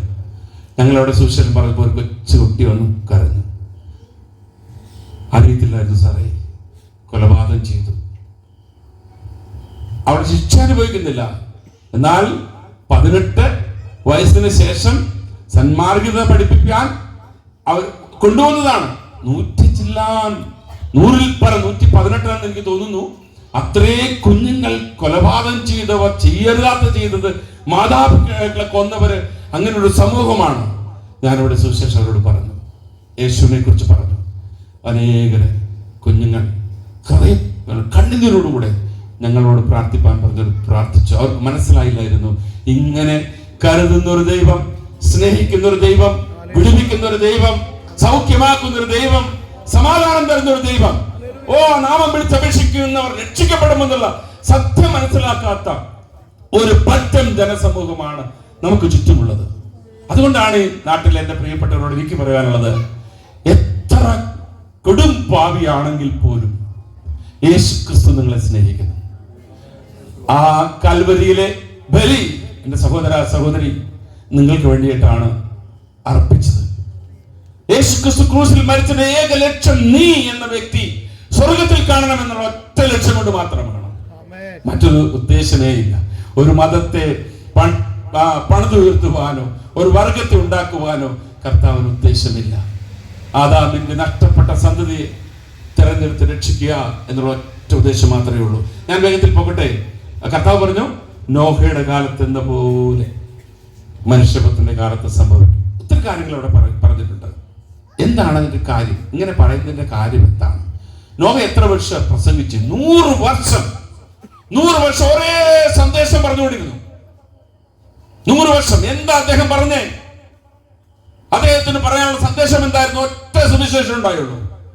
അതിന് ഉൽപ്പത്തി പുസ്തകം 5-ാം അധ്യായം തുടങ്ങി വായിക്കുമ്പോൾ നമുക്ക് മനസ്സിലാക്കാൻ സാധിക്കും, അയ്യോ മനുഷ്യന്റെ പാപം പെരുകിയിരിക്കുന്നു, മനുഷ്യന്റെ സൃഷ്ടിത്തിൽ ഞാൻ ഖേദിക്കുന്നു. അതുകൊണ്ട് നീ ഒരു കാര്യം ചെയ്യണം, നീ ഒരു പെട്ടകം ഉണ്ടാക്കണം. പെട്ടകം കർത്താവ് പറയുന്ന മാതൃകയിൽ പെട്ടകം നിർമ്മിക്കണം. അതിൽ നീ കയറണം. അതോടൊപ്പം നീ ജനത്തോടും കൂടി വിളിച്ചു പറയണം, മഹാപ്രളയം വരുവാൻ പോകുന്നു, സകല ഭൂവാസികളും എല്ലാ ജീവജന്തുക്കളും ചത്തൊടുങ്ങാൻ പോകുകയാണ്, അങ്ങനെ ഒരു ദിനം വരികയാണ്. അതുകൊണ്ട് നീ ഈ പെട്ടകം പണിത് ജനത്തോട് പറയുകയാ, സമയം സമാഗതമായി പോകുമ്പോൾ എത്രയും വേഗം ഈ ലോകം നശിക്കാൻ പോകുകയാണ്. ഈ പ്രിയപ്പെട്ടവരെ, നമുക്കറിയാം ഇത് അനുഗ്രഹത്തിന്റെ യുഗമാണ്. ഗ്രേസ് ഓഫ് ഏജ്, അനുഗ്രഹത്തിന്റെ യുഗമാണ്. ഏത് പാപിക്കും രക്ഷപ്പെടാം, ഏത് അസാൻമാർഗിക്കും ഈശ്വരപ്രാപ്തി കരസ്ഥമാക്കാം, ഏത് കൊടും പാപിക്കും യേശുക്രിസ്തുവിന്റെ സമാധാനം കരസ്ഥമാക്കാം. ഏത് വ്യക്തി വിളിച്ചപേക്ഷിച്ചു, ഏത് ജാതിക്കാരൻ വിളിച്ചപേക്ഷിച്ചാലും രക്ഷിക്കപ്പെടാം. ക്രിസ്തുവിന്റെ സമാധാനത്തിൽ ഓഹരിക്കാരായി തീരാം. സ്വർഗം ഉണ്ടാക്കിയിട്ട് കർത്താവ് സ്വർഗത്തിൽ വസിപ്പാൻ ആദാമിനെ ഏതൻ പൂങ്കാവനത്തിൽ ഉണ്ടാക്കിയിട്ട് ചില നിയമങ്ങൾ കൊടുത്തു. നീ ഇത് പാലിക്കുന്നുവെങ്കിൽ, ഈ വൃക്ഷത്തിന്റെ ഫലം നീ തിന്നാതിരിക്കുന്നുവെങ്കിൽ നിനക്ക് നിത്യജീവൻ ലഭിക്കും. പക്ഷെ മനുഷ്യൻ അവൻ പ്രലോഭനത്തിൽ അകപ്പെട്ടു, പാപം ചെയ്തു എന്ന് വചനം പറയുന്നു. അവൻ ഡീപ്രമോഷൻ ചെയ്തു, അഥവാ ഇറക്കി വിട്ടു. അവൻ താഴ്ന്ന നിലവാരത്തിലേക്ക് പോയി, ദൈവമായിട്ടുള്ള ബന്ധം വിച്ഛേദിച്ചു. ദൈവത്തെ കണ്ടുമുട്ടുവാൻ കഴിയാതെ വണ്ണം മനുഷ്യനായി തീർന്നു. അങ്ങനെയുള്ള ഒരു കാലത്തെ കുറിച്ച് ബൈബിൾ നമ്മെ പഠിപ്പിക്കുന്നു. ഞാൻ ഈ ദേശത്തിന്റെ പ്രിയപ്പെട്ടവരോട് പറയുകയാണ്, ഈശ്വരൻ നിങ്ങളെ സ്നേഹിക്കുന്നതുകൊണ്ട് പറയുകയാണ്, ആ മനുഷ്യന്റെ സന്താനത്തെ ആ മനുഷ്യകുലത്തെ വീണ്ടും സ്വർഗത്തിലെത്തിപ്പാൻ, പാരഡൈസിലെത്തിപ്പാനാണ് തന്റെ പുത്രനെ ലോകത്തിലേക്ക് അയച്ചത്. പിതാവാൻ ദൈവത്തിന്റെ ഏക പുത്രനെ ഈ ലോകത്തിലോട്ട് അയച്ചത്. ഈ കാലഘട്ടം അതിന്റെ കൃപായുഗത്തിന്റെ അവസാന കാലഘട്ടത്തിൽ വന്നെത്തിയിരിക്കുന്നു. അത് രക്ഷപ്പെടാനുള്ള ആ വാതിലുകൾ അടയുവാൻ പോകുകയാണ്. ഇതിനു മുമ്പായിട്ട് സഹോദരന് വേണ്ടി, സഹോദരിക്ക് വേണ്ടി, ഈ ദേശനിവാസികൾക്ക് വേണ്ടി ഒരുക്കപ്പെട്ട ആ രക്ഷ എന്തെന്നൊന്ന് മനസ്സിലാക്കണം എന്ന് ഞങ്ങൾ താല്പര്യപ്പെടുന്നു. എങ്ങനെ സാധ്യമാകുക? രണ്ടാമത് പറഞ്ഞത് ലോത്തിന്റെ കാലഘട്ടം. ലോത്ത് ഇതുപോലുള്ള കാലഘട്ടത്തിലായിരുന്നു. മനുഷ്യനെ മൃഗത്തെക്കാൾ അധപ്പതിച്ച ഒരു അധപ്പതനത്തിന്റെ കാലഘട്ടത്ത് അതാ സ്ത്രീയോട്, പുരുഷനോട് അങ്ങനെ ജീവിക്കുന്ന ഒരു പ്രത്യേക വഷളത്വത്തിന്റെ കാലഘട്ടത്ത് കർത്താവ് സ്വർഗത്തിൽ നിന്ന് തീയും ഗന്ധവും ഇറക്കി ആ ദേശത്തെ നശിപ്പിക്കുകയാണ്. അപ്പോൾ ഒരു വ്യക്തി രക്ഷപ്പെട്ടു. അദ്ദേഹത്തിന്റെ പേരാണ് ലോത്ത്. അദ്ദേഹം രക്ഷിക്കപ്പെട്ടു. എങ്ങനെ? നീതി പ്രസംഗിയായ പത്രോസിന്റെ ലേഖനം ഇങ്ങനെ പറയുന്നത്. 2 പത്രോസിന്റെ ലേഖനം ഒന്ന് വായിച്ച് നന്നായിരുന്നു. 2 പത്രോസിന്റെ ലേഖനം 2-ാം അധ്യായം 5-ാമത്തെ വാക്യം. പത്രോസിന്റെ ലേഖനം 2 പത്രോസിന്റെ ലേഖനം 2-ാം അധ്യായം 5-ാമത്തെ വാക്യം. പുരാതന ലോകത്തെയും ആദരിക്കാതെ ഭക്തികെട്ടവരുടെ ലോകത്തിൽ ജലപ്രളയം വരുത്തിയപ്പോൾ നീതി പ്രസംഗിയായ നോഹയെ 7 പേരോടുകൂടെ പാലിക്കുകയും സോദോം ഗോമേറ എന്ന പട്ടണങ്ങളെ ഭസ്മീകരിച്ച് ഉന്മൂലനാശത്താൽ ന്യായം വിധിച്ച് മേലാൽ ഭക്തികെട്ടർ നടക്കുന്നവർക്ക് ദൃഷ്ടാന്തമായി കൊടുക്കുകയും അധർമ്മികളുടെ ഇടയിൽ വസിച്ചു വരുമ്പോൾ നാൾതോറും അധർമ്മ പ്രവൃത്തി കണ്ടും കേട്ടും തന്റെ നീതിയുള്ള മനസ്സിൽ നൊന്ത് അവരുടെ ദുഷ്കാമ പ്രവർത്തിയാൽ വലഞ്ഞുപോയ നീതിമാനായ ലോത്തിനെ വിടുവിക്കുകയും വലഞ്ഞുപോയ നീതിമാനായ ലോത്തിനെ കർത്താവ് വിടുവിച്ചു എന്നൊരു ചരിത്രം അവിടെയുണ്ട്. പറഞ്ഞൊരു സാരം ഇത്രയേ ഉള്ളൂ. ആ ലോത്ത് വഷളത്വം പ്രവർത്തിക്കുന്ന ഇത്ര കണ്ട് തരം താണു പോയ ഒരു ജനത്തിന്റെ നടുവിൽ നീതി പ്രസംഗിയായിട്ട്, അഥവാ ദൈവത്തിൽ നിന്ന് നീതി പ്രാപിച്ച് പാപത്തിൽ നിന്ന് അകന്നു നിന്ന ആ ലോത്തിനെ മഹാവിപത്തിൽ അകപ്പെടുത്താതെ ദൈവത്തിന്റെ പ്രൊട്ടക്ഷൻ അവനുണ്ടായി. അവൻ അതിൽ നിന്ന് വിടുവിച്ച് ആ ദേശത്ത് നിന്ന് മാറ്റിയതിനു ശേഷമാണ് ആ ദേശത്തെ നാമാവശേഷമാക്കിയത്, അഥവാ മഹാസംഹാരം നടന്നത്. പ്രിയരെ, ഈ അവസാന സമയത്തെ സന്ദേശങ്ങളാണ് നാം ഈ കേൾക്കുന്നത്. ഞാൻ അവിടുത്തെ ഓരോ സൺഡേയിലും ഞാൻ എൻ്റെ വിശ്വാസികൾ പറയും, അടുത്ത ഞായറാഴ്ച നാം ഇവിടെ ഉണ്ടാകുമോ എന്ന് കരുതേണ്ട. കാരണം അതുപോലെ ക്രൈസിസ് വരികയാണ്. കർത്താവ് ഇനിയും ദീർഘക്ഷമ കാണിക്കുമോ എന്നൊരു സംശയം. രക്ഷിക്കപ്പെടേണ്ടത് എത്രയും വേഗം രക്ഷയിലേക്ക് കടന്നു വരിക എന്നുള്ള ദൈവത്തിന്റെ മഹാപദ്ധതി അത് എത്രയും വേഗം പൂർത്തീകരിച്ചുകൊണ്ടിരിക്കുകയാണ്. അതുകൊണ്ട് യേശുക്രിസ്തുവിന്റെ രക്തത്താൽ നീതീകരണം പ്രാപിക്കുന്നുവെങ്കിൽ ഈ വരാൻ പോകുന്ന മഹാവിപത്തിയിൽ നാം അകപ്പെടത്തില്ല, നാം രക്ഷിക്കപ്പെടും, നമുക്ക് സ്വർഗം കരസ്ഥമാക്കാം. അതുകൊണ്ട് ലോത്തിനെ പോലെ ദൈവസന്നിധിയിൽ ദൈവിക വിടുതലിന് വേണ്ടി വാഞ്ചിക്കുന്നുവെങ്കിൽ, ആ കർത്താവിന്റെ അടുക്കിലേക്ക് വരുന്നുവെങ്കിൽ നമുക്കും ആ സ്വർഗം കരസ്ഥമാക്കാം, നമുക്കും കരസ്ഥമാക്കാം. മത്തായി സുവിശേഷം 4-ാം അധ്യായം അതിന്റെ 17-ാമത്തെ വാക്യം അവിടെ ഇങ്ങനെ പറയുന്നത്, സ്വർഗരാജ്യം സമീപിച്ചിരിക്കാൻ മാനസാന്തരപ്പെട്ടവൻ. യേശുക്രിസ്തു ഈ ലോകത്തിലോട്ട് കടന്നു വന്ന് 40 ദിവസക്കാലം പ്രാർത്ഥനയിൽ ചെലവിട്ടു. അതിനുശേഷം താൻ പിശാചിനെ ജയിച്ച് കടന്നു വന്നിട്ട് ആദ്യമായി തന്റെ തിരുവായി തുറന്ന് ഇങ്ങനെ ജനത്തോട് പറഞ്ഞു, സ്വർഗരാജ്യം സമീപിച്ചിരിക്കുന്നു, സ്വർഗരാജ്യം സമീപിച്ചിരിക്കുന്നു. അതുകൊണ്ട് മാനസാന്തരപ്പെടുന്നു. നാം മറ്റൊരു രാജ്യത്തെ കുറിച്ചാണ് പറയുന്നത്. ഈ ലോകത്തിന്റെ രാജ്യമല്ല, സ്വർഗരാജ്യം. അവിടെ നോഹയോട് പറഞ്ഞു, നീ ഒരു പെട്ടകം തീർക്കുക, അതിൽ പ്രവേശിക്കട്ടെ, അവൻ രക്ഷിക്കപ്പെടും. കർത്താവോട് പറഞ്ഞു, ആ ദൈവരാജ്യത്തോട്ട് അഥവാ സ്വർഗരാജ്യത്തോട്ട് പ്രവേശിക്കാനുള്ള ഒന്നാമത്തെ പടി എന്ന് പറയുന്നത് മാനസാന്തരപ്പെടുക എന്നുള്ളത്. മാനസാന്തരപ്പെടുക. എന്താണ് മാനസാന്തരം? എന്താണ് മാനസാന്തരം? ഞാൻ ടെസ്റ്റിമണിയിലൂടെ പറഞ്ഞു, ഞാനും പാപിയായിരുന്നു. പാപത്തിന്റെ പലവിധമായ കാര്യങ്ങൾ അകപ്പെട്ടിട്ടുണ്ട്. പാപലോകത്ത്, പാപമയമായ ലോകത്ത് ചെയ്യാവുന്ന കാര്യങ്ങളൊക്കെ നമ്മൾ ചെയ്തിട്ടുണ്ട്. എന്നാൽ സത്യം മനസ്സിലായി, ദൈവരാജ്യത്തിൽ അഥവാ സ്വർഗരാജ്യത്തിൽ പ്രവേശിക്കണമെങ്കിൽ ഒന്നാമത് മാനസാന്തരപ്പെടണം. മാനസാന്തരപ്പെട്ട ഒത്തിരി ദൈവങ്ങളെ കുറിച്ച് സുവിശേഷത്തിൽ നമ്മൾ ഒത്തിരി കാര്യം പറയുന്നുണ്ട്. യോഹന്നാൻ സ്നാപകൻ കടന്നു വന്ന് യേശുക്രിസ്തുവിന് തൊട്ട് മുമ്പ് കടന്നു വന്നിട്ട് ആ ജനത്തോട് ഇങ്ങനെ വിളിച്ചു പറഞ്ഞു, സ്വർഗരാജ്യം സമീപിച്ചിരിക്കാൻ മാനസാന്തരപ്പെടുവിൻ. എന്നിട്ട് അദ്ദേഹം പറഞ്ഞു ഇങ്ങനെയാണ്, സർപ്പസന്തതികളെ, വരുവാനിരിക്കുന്ന കോപത്തിൽ നിങ്ങളെ ആർ വിടുവിക്കും? എന്താ പറയുന്നത്? സർപ്പത്തിന്റെ സന്തതികൾ, വിഷമുള്ളവർ, പാപമുള്ളവർ, വിഷം ജീവിതത്തിൽ കലർപ്പുള്ളവർ, അതെപ്പോഴും അപകടകാരിയാണ്. അങ്ങനെ സർപ്പസന്തതികളെ മാനസാന്തരപ്പെടുവൻ.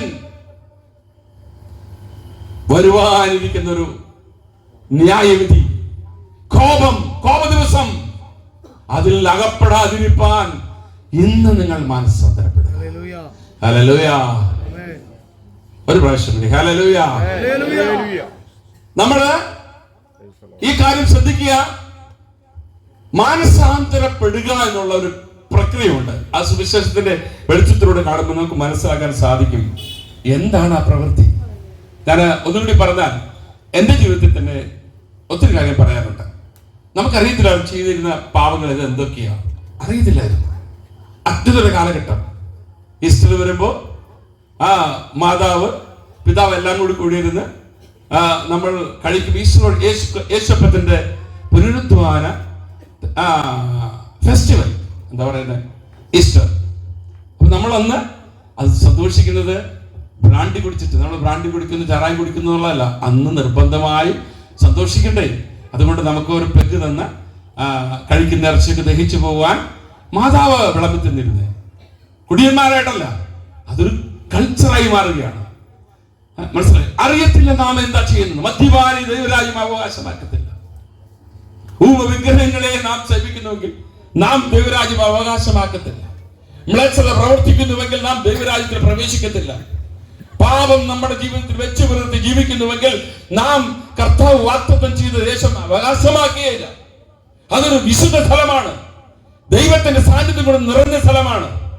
ദൈവം ആഗ്രഹിക്കുന്നത് തന്റെ പുത്രന്റെ സ്വരൂപത്തിലായി തീരുന്നുവെങ്കിൽ, പുത്രനിലൂടെ നാമും ദൈവമക്കളായി തീരുന്നുവെങ്കിൽ നമുക്കും ആ ദൈവരാജ്യം കരസ്ഥമാക്കാം. പാപം നമ്മളെ കാർന്നു പിടിച്ചിട്ടുണ്ട്. അതുകൊണ്ട് ഞാനും ഇന്നേക്ക് തീരുന്നുവെങ്കിൽ, പുത്രനിലൂടെ നാമും ദൈവമക്കളായി തീരുന്നുവെങ്കിൽ നമുക്കും ആ ദൈവരാജ്യം കരസ്ഥമാക്കാം. പാപം നമ്മളെ കാർന്നു പിടിച്ചിട്ടുണ്ട്. അതുകൊണ്ട് ഞാനും ഇന്നേക്ക് 40ഓളം വർഷങ്ങൾക്ക് മുമ്പ് ആ പാപ സ്വഭാവത്തെ വിട്ട് കളഞ്ഞു. സുവിശേഷത്തിൽ ഒത്തിരി പേര്, ഞാൻ ഒത്തിരി പേരുടെ കാര്യം ഇവിടെ ജസ്റ്റ് ഒന്ന് സൂചിപ്പിക്കാം. 1-2 പേരുടെ കാര്യങ്ങൾ സൂചിപ്പിക്കാം. ദൈവമക്കൾക്ക് അറിയാവുന്നതാണ്. എന്നാൽ എൻ്റെ പ്രിയ നാട്ടുകാരിൽ ചിലരൊക്കെ ഉണ്ട്. നിങ്ങൾക്ക് വേണ്ടി ഞാൻ പറയാം. കർത്താവായ യേശുക്രിസ്തുവിന്റെ അടുക്കിലേക്ക് ആദ്യമായിട്ട് കടന്നു വന്ന ഒത്തിരി പേരുണ്ട്. പലരും കടന്നു വന്നിട്ടുണ്ട്. എന്നാൽ അതിൽ ഏറ്റവും ശ്രദ്ധേയമായ ചില ആൾക്കാരെ ഞാൻ നിങ്ങളുടെ മുമ്പിൽ പരിചയപ്പെടുത്താം. ഒന്നാമത്തെ, കർത്താവ് യേശുക്രിസ്തു മനുഷ്യന് വേണ്ടി മരിക്കുമ്പോൾ ചിലർ പറയും വലത്തെ കളൻ, ചിലർ പറയും ഏത് കളൻ എന്ന് അറിയത്തില്ല, ഏത് കളനായിക്കൊള്ളട്ടെ, വലത്തെ കളനായിക്കൊള്ളട്ടെ. ഇവർ രണ്ടുപേരെ കുറിച്ച് സുവിശേഷം പറയുന്നത് കർത്താവിനെ കുറിച്ച് കുറ്റം പറഞ്ഞവരാണ്. ഈ രണ്ടുപേരും കുറ്റം പറഞ്ഞവരാണ്. നീ ദൈവപുത്രനെങ്കിൽ ക്രൂശിൽ നിന്ന് ഇറങ്ങി വാ, അത്ഭുതം പ്രവർത്തിക്കും, ഞങ്ങളെ കൂടെ ഒന്ന് വിടുവിക്കും. എന്നാൽ 4 മണിക്കൂറത്തെ ക്രൂശീകരണത്തിന്റെ ആ വേളയിൽ ഒരു കള്ളൻ നമുക്ക് ഒരു കാര്യം മനസ്സിലായി. മാനവരാശിക്ക് വേണ്ടി, എനിക്ക് വേണ്ടി, എന്റെ പാപത്തിന് വേണ്ടി കൊല ചെയ്ത് ക്രൂശിൽ കിടക്കുന്ന ആ വലത്തെ കള്ളനുണ്ടല്ലോ, അദ്ദേഹത്തിന് മനസ്സിലായി എന്റെ സമീപേ തൊട്ടടുത്ത് നിൽക്കുന്ന ഈ കർത്താവ്, ഈ യേശു, ഇതെന്റെ രക്ഷകൻ എന്നുള്ള ബോധ്യം തന്റെ ഹൃദയത്തിൽ ഉണ്ടായി. കൊലപാതക കുറ്റത്തിന് വിധി ഏറ്റെടുത്തിരിക്കുന്ന ഈ കള്ളന് മനസ്സിലായി, ഇതാണ് സുപ്രസാദ കാലം, ഇതാണ് രക്ഷാ ദിവസം. ഇന്ന് ഞാൻ വിളിച്ചപേക്ഷിച്ചില്ലെങ്കിൽ വായ് തുറന്നിരിക്കുന്ന നരകത്തിലോട്ട് ഞാൻ എന്നെ എടുത്തെറിയപ്പെടും. അതിനു മുമ്പ് ഒരൊറ്റ പ്രാർത്ഥന പ്രാർത്ഥിക്കുകയാണ്. കർത്താവേ, യേശുവേ, ഈ രാജ്യത്ത് പ്രാപിച്ചു വരുമ്പോ എന്നെയും കൂടി ഓർക്കണം, മഹാപാപിയായ എന്നെ ഓർക്കണമേ കർത്താവേ. ഈ വിശ്വാസമാണ് പ്രിയപ്പെട്ടവരെ അവന്റെ മാനസാന്തരം തുടികൊള്ളുന്ന വാക്കുകളാണ്. ഞാൻ പാപിയായ മനുഷ്യൻ, എനിക്ക് അങ്ങയുടെ രാജ്യത്ത് പ്രവേശിപ്പാൻ കഴിയത്തില്ല. ഒന്ന് ഞാൻ അറിയുന്നു, സ്വർഗത്തിന്റെ അധിപനായിരിക്കുന്ന സർവ്വതും സൃഷ്ടിക്കപ്പെട്ടവൻ സകലത്തിലും സകലതും കാൽക്കീലാക്കി കൊടുത്ത തന്റെ പുത്രന് വേണ്ടിയാണ് സകലതും സൃഷ്ടിക്കപ്പെട്ടിരിക്കുന്നത്. ആ പുത്രൻ ഈ കള്ളന് വേണ്ടി മരിക്കുന്നു എന്നുള്ള സത്യം മനസ്സിലാക്കിയ ആ വലത്തെ കള്ളൻ ഒറ്റ പ്രാർത്ഥന, എന്റെ ഭാഷയിൽ പറഞ്ഞാൽ തുറന്ന നരകം അടയ്ക്കപ്പെട്ടു, സ്വർഗം അവന് വേണ്ടി തുറന്നു. സ്വർഗത്തിലെ ദൂതന്മാർ പറഞ്ഞു, ഞങ്ങളുടെ കർത്താവ് സ്വർഗത്തിലെ ആരാധ്യ പുരുഷൻ ഈ ഭൂമിയിൽ വന്ന് ബലിയായതിന്റെ പേരിൽ ഇതാ ഒരു മഹാകള്ളൻ ആദ്യമായി സ്വർഗത്തിലോട് സ്വാഗതം ചെയ്യുകയാണ്. പ്രത്യാശയ്ക്ക് വകയുണ്ട് പ്രിയരെ, പ്രത്യാശയ്ക്ക് വകയുണ്ട്. അങ്ങനെ വിടുവിക്കുന്ന ഒരു ദൈവം ഈ ലോകത്തിൽ ഇല്ലേ ഇല്ല. പാപിക്ക് വേണ്ടി ജീവൻ നൽകുന്ന ഒരു ദൈവം ഈ ലോകത്തിൽ പിറന്നിട്ടേ ഇല്ല. പാപിയെ സംഹരിപ്പാൻ അനേക അവതാരങ്ങളുണ്ട്, വന്നിട്ടുണ്ട്, നമുക്കറിയാം ആ ചരിത്രമൊക്കെ. പക്ഷെ ഒരു കാര്യം ഞാൻ പറയാം, പാപിക്ക് വേണ്ടി ജീവൻ കൊടുത്ത അരുമനാഥൻ, അതാണ് വലത്തെ കള്ളന്റെ പ്രത്യാശ. കർത്താവ് ആ നിമിഷം, സെക്കൻഡ് ഓഫ് മൂമെന്റ്, ആ നിമിഷം തന്നെ കർത്താവ് ആൻസർ പറഞ്ഞു, ഇന്ന് നീ എന്നോട് കൂടെ പ്രതിസായിട്ടുണ്ടായിരിക്കും, ഇന്ന് നീ എന്റെ കൂടെ ആ നിത്യരാജ്യത്തിലുണ്ടായിരിക്കാം. ഇതാ ഈ പെട്ടകത്തിനുള്ളിൽ കയറാനുള്ള നമ്പർ 1 കണ്ടീഷൻ എന്ന് പറയുന്നത് റിപ്പന്റ്, മാനസാന്തരപ്പെടുക, നിന്റെ ഹൃദയം കർത്താവിനായി കൊടുക്കുക. ഞാൻ പറയുന്നു, ലോകത്തിലേക്ക് വെച്ച് ഏറ്റവും ഭാഗ്യം നിറഞ്ഞൊരു മനുഷ്യനാണ് ആ കള്ളൻ. സ്വർഗത്തിൽ ആനന്ദം കൊണ്ട് നിറയാണ്. എന്റെ ഒരു പ്രാർത്ഥന, തൊട്ടടുത്ത കള്ളനും ഇവനും ചില മണിക്കൂറുകൾക്ക് മുമ്പ് ഈ യേശുവിനെ ചലഞ്ച് ചെയ്തതാണ്. എന്നാൽ തന്റെ ഹൃദയത്തിൽ ദൈവാത്മാവ് പ്രവർത്തിച്ചു. സകല ലോകത്തിനും ഒരു സാക്ഷ്യമെന്നോണം, പാപികൾക്കും ഒരു സാക്ഷ്യമെന്നോണം. നോക്കുക, ഇത്രയേറെ പാപം ചെയ്തിട്ടും ആ യേശു ക്രിസ്തുവിന്റെ നാമം വിളിച്ചപേക്ഷിച്ചു താൻ തനിക്ക് വേണ്ടി മരിച്ചു എന്നുള്ള സത്യം അംഗീകരിക്കുമ്പോൾ എനിക്ക് വേണ്ടി കഷ്ടപ്പാട് അനുഭവിക്കുന്നു എന്ന് കണ്ട മാത്രയിൽ, പ്രാർത്ഥിച്ച മാത്രയിൽ, അംഗീകരിച്ച മാത്രയിൽ സ്വർഗം അവന് വേണ്ടി തുറക്കപ്പെടുകയാണ്. ഇതാണ് സൗഭാഗ്യം. നമ്മുടെ സംസ്കൃതം എനിക്ക് അത്ര അറിയത്തില്ല, ബൈബിൾ കോളേജിൽ പഠിച്ചപ്പോൾ കുറച്ചൊക്കെ പഠിപ്പിച്ചിട്ടുണ്ട്, പക്ഷെ ലാംഗ്വേജ് എനിക്ക് അറിയത്തില്ല. പക്ഷെ അതിൽ ഇങ്ങനെ ഒരു വാക്യമുണ്ട്, ഒരു ശ്ലോകം, നമ്മുടെ ഹിന്ദു സഹോദരന്മാര് അത് ചൊല്ലുന്നുണ്ട്, നമ്മുടെ മുനി മഹർഷിമാരത് ചൊല്ലുന്നുണ്ട്. ശ്ലോകം എങ്ങനെയാണ്? തമസ്യോമ ജ്യോതിർഗമയ, അസത്യോമ സത്യംഗമയ, മൃത്യോമ അമൃതംഗമയ. ഒരു പ്രാർത്ഥനയാണ്. ഞങ്ങൾ അതിനെക്കുറിച്ച് ഹിന്ദുസം പഠിച്ചപ്പോൾ പഠിപ്പിച്ചിട്ടുണ്ട്. കിഴക്കോട്ട് നോക്കി സൂര്യനെ നോക്കിയിട്ട് ഇവിടുത്തെ ഭാരത മുനി മഹർഷിമാർ ഇങ്ങനെ പ്രാർത്ഥിച്ചിരുന്നു, ദൈവമേ, സൂര്യദേവനായി അംഗീകരിച്ച് അവരിങ്ങനെ പ്രാർത്ഥിച്ചു, ദൈവമേ, ഞങ്ങളെ ഈ അന്ധതമസിൽ നിന്ന് നിത്യപ്രകാശത്തിലേക്ക് നടത്തണമേ. ദൈവമേ, ഞങ്ങളെ ഈ അസത്യത്തിൽ നിന്ന് സത്യത്തിലേക്ക് നടത്തണമേ. ഈശ്വര, ഈ മൃത്യുവിന്റെ സ്ഥലത്ത് നിന്ന് ഞങ്ങളെ ജീവനിലേക്ക് കൊണ്ടുപോകണമേ എന്നുള്ള പ്രാർത്ഥനയായിരുന്നു. ഇന്നേക്ക് 2000 വർഷങ്ങൾക്ക് മുമ്പ് കർത്താവ് യേശു ക്രിസ്തു യോഹന്നാന്റെ സുവിശേഷം 16-ാം വാക്യത്തിൽ പറയുന്നത്, ഞാൻ തന്നെ വഴിയും ഞാൻ തന്നെ സത്യവും ഞാൻ തന്നെ ജീവനുമാകുന്നു. ഹല്ലേലൂയ. അതെ, നമ്മുടെ പൂർവ്വപിതാക്കന്മാരുടെ പ്രാർത്ഥനയായിരുന്നു. അവർക്ക് അറിയത്തില്ലായിരുന്നു ആരാണ് ജീവനിൽ എത്തിക്കുന്നവൻ, ആരാണ് സത്യത്തിന്റെ ഉടയവൻ, ആരാണ് മാർഗം വഴി കാണിക്കുന്നവൻ, ആരാണ് ജ്യോതിയിൽ വസിക്കുന്നവൻ. ഈ സത്യം അറിയാത്ത പ്രിയപ്പെട്ടവർ നമ്മുടെ പൂർവ്വപിതാക്കന്മാർ ഈശ്വരനോട് ഇങ്ങനെ പ്രാർത്ഥിച്ചു, ഞങ്ങളെ നടത്തണമേ. ഒരുപക്ഷെ ഈ പ്രാർത്ഥനയുടെ ഒക്കെ ഫലമായിട്ടായിരിക്കാം യേശു ക്രിസ്തു കടന്നു വന്നിട്ട് പറഞ്ഞു, ഞാൻ തന്നെ വഴിയും സത്യവും ജീവനുമാകുന്നു. പ്രിയരെ, ഇത് മാത്രമാണ് സ്വർഗത്തിലേക്കുള്ള ഏക വഴി. ആ യേശു ക്രിസ്തുവിൽ വിശ്വസിക്കുന്നവർ ജീവൻ പ്രാപിക്കും, നിത്യജീവൻ പ്രാപിക്കും. അതെ, അന്ധകാരത്തിൽ നിന്റെ കുടുംബമായിരിക്കുന്നുവെങ്കിൽ, പൈശാചിക മണ്ഡലങ്ങൾ നിന്റെ കുടുംബത്തെ അന്ധകാരമയത്തിൽ താഴ്ത്തിയിരിക്കുന്നുവെങ്കിൽ, ആശയ്ക്ക് വകയുണ്ട് യേശു ക്രിസ്തു. നൂറുകണക്കിന് ടെസ്റ്റിമണീസ് എനിക്ക് നിങ്ങളുടെ മുമ്പേ പറയുവാനുണ്ട്. നൂറുകണക്കിന് ചങ്ങലയിലിട്ട് കൊണ്ടുവന്നവർ, കെട്ടപ്പെട്ടവർ, ഭ്രാന്തന്മാർ, പൈശാചികവാദികളിൽ എത്ര ഓഫീസേഴ്സ്, അവരൊക്കെ യേശു ക്രിസ്തുവിന്റെ നാമത്തിൽ കടന്നു വന്നപ്പോ ആ യേശു ക്രിസ്തുവിലൂടെ ജീവൻ വ്യാപരിച്ച് വിടുതല പ്രാപിച്ച ചരിത്രം എനിക്ക് പറയാനുണ്ട്. ജീവനുള്ള സാക്ഷ്യം പറയാനുണ്ട്. ഒരു ലാൽമൻ എന്ന് പറയുന്ന മെഡിക്കൽ ഓഫീസറാണ്, വലിയൊരു ഹോസ്പിറ്റലിന്റെ അദ്ദേഹം ഹെഡ് ക്ലർക്കാണ്. അദ്ദേഹത്തിനെ റൂമിലിട്ട് പൂട്ടിയിട്ട് നാട്ടുകാരെല്ലാം പ്രശ്നമാണ്. ഒരു കിൻഡിലുണ്ട് അദ്ദേഹം. അദ്ദേഹത്തിന്റെ ഒരു അളിയൻ ഞങ്ങളുടെ സഭയിലെ മെമ്പറായി വന്നു, അഥവാ രക്ഷിക്കപ്പെട്ടു. അദ്ദേഹം പറഞ്ഞു, പാസ്റ്റർ ഒന്ന് വരണം. ഒന്നും പറഞ്ഞില്ല ഈ മനുഷ്യൻ. രാവിലെ ബ്രേക്ക്ഫാസ്റ്റ് കഴിക്കാനുള്ള സമയമാകുമ്പോൾ ഓടിക്കതച്ചു വന്നിരിക്കുക, പാസ്റ്റർ ഒന്ന് വരണം. ഞാൻ വിചാരിച്ചു സാധാരണ ഇങ്ങനെയൊക്കെ വരാറുണ്ട്, അതുകൊണ്ട് വലിയ പ്രോബ്ലം ഒന്നുമില്ല എന്ന് പറഞ്ഞു. ഞാൻ കർത്താവിനോട് ഒരു 2 മിനിറ്റ് പ്രാർത്ഥന. എനിക്കൊന്നും മനസ്സിലായി, എന്തോ കാര്യമായൊരു മഹായുദ്ധം ചെയ്യുവാൻ പോവുകയാണ്. ഞാൻ പറഞ്ഞു, എന്തെങ്കിലും അറിയുന്നെങ്കിൽ പറയൂ. പറഞ്ഞു, ഒന്നുമില്ല പാസ്റ്റർ ഒന്ന് വന്നാൽ മതി, എന്നോട് കാര്യം പറഞ്ഞാൽ ഞാൻ വരില്ല എന്ന് അദ്ദേഹം നിശ്ചയമായിട്ട് അറിയായിരുന്നു. അതുകൊണ്ട് അദ്ദേഹം പറഞ്ഞില്ല.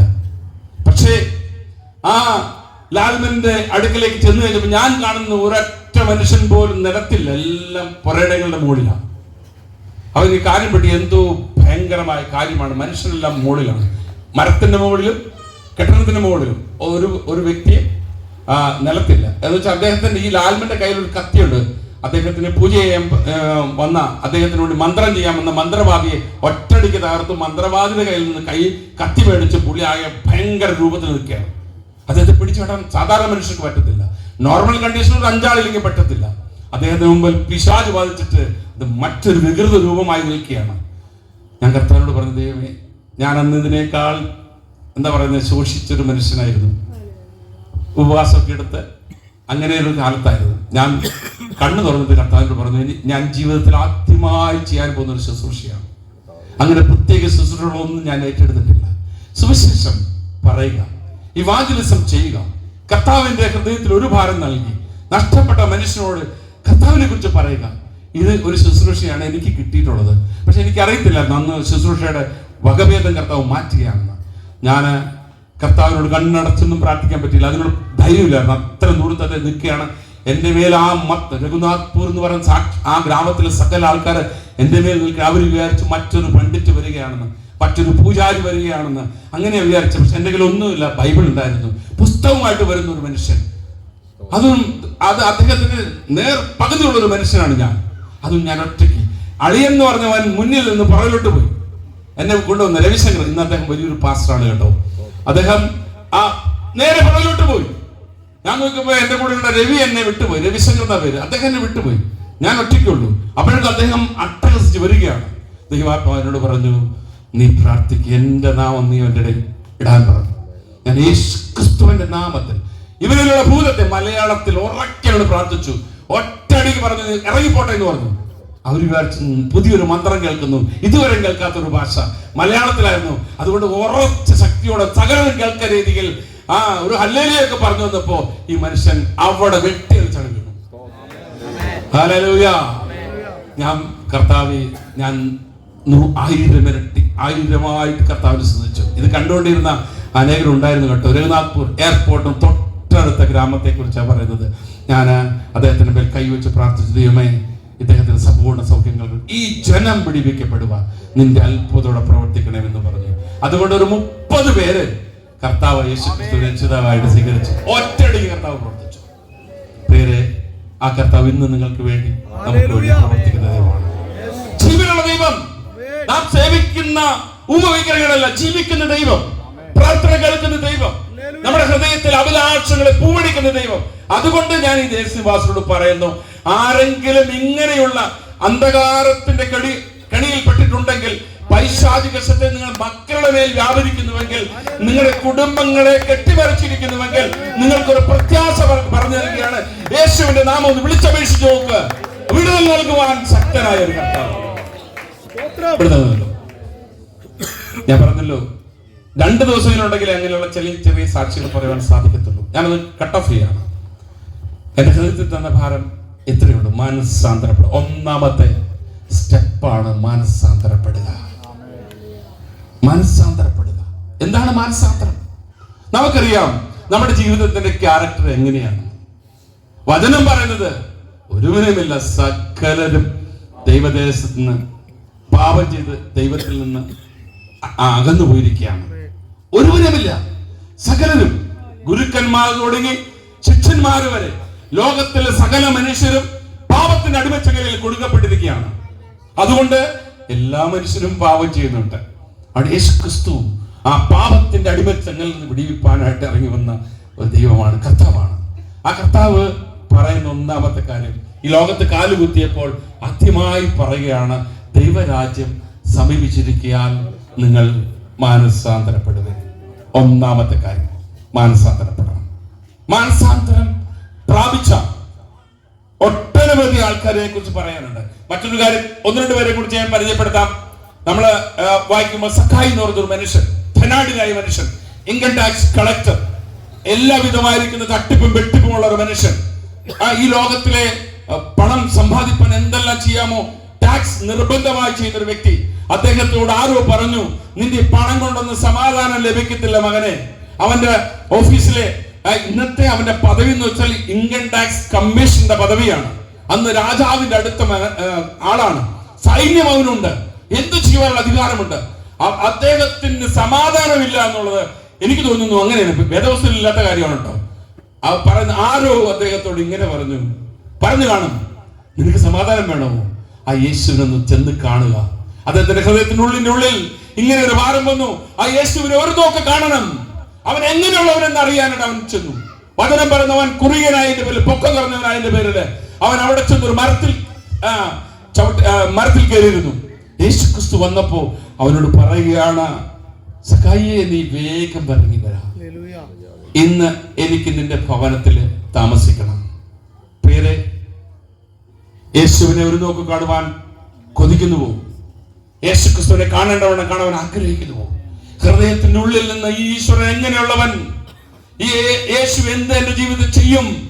സമാധാനമില്ലാത്തവർക്ക് പണം കൊണ്ട് സമാധാനം ലഭിക്കത്തില്ല, അതൊരു പരിധി വരെയുള്ളൂ. ശരിയായ സമാധാനം ലഭിക്കണമെങ്കിൽ സമാധാന പുത്രനായ, സമാധാന ദാതാവായിരിക്കുന്ന, സമാധാനത്തിന്റെ പ്രിൻസ് ആയിരിക്കുന്ന ആ യേശുക്രിസ്തുവിന് മാത്രമേ സാക്ഷാൽ സമാധാനം തരുവാൻ കഴിയത്തുള്ളൂ.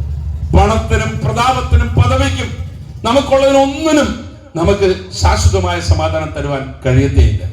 സമാധാനം തരുമെന്ന് ഒരൊറ്റയാളേ ഉള്ളൂ, അതാണ് കർത്താവ് യേശുക്രിസ്തു. നമുക്കറിയാം, മാനസാന്തരത്തിന്റെ ഒരു പിക്ചർ കൂടി പറയാൻ ഞാൻ ആഗ്രഹിക്കുന്നു. ആ സഖായി യേശുക്രിസ്തുവിനെ കൊണ്ട് വീട്ടിലോട്ട് പോയി. പേര് പറഞ്ഞ് അവനെ വിളിക്കുകയാണ്, സഖായി നീ വേഗം ഇറങ്ങി വരിക.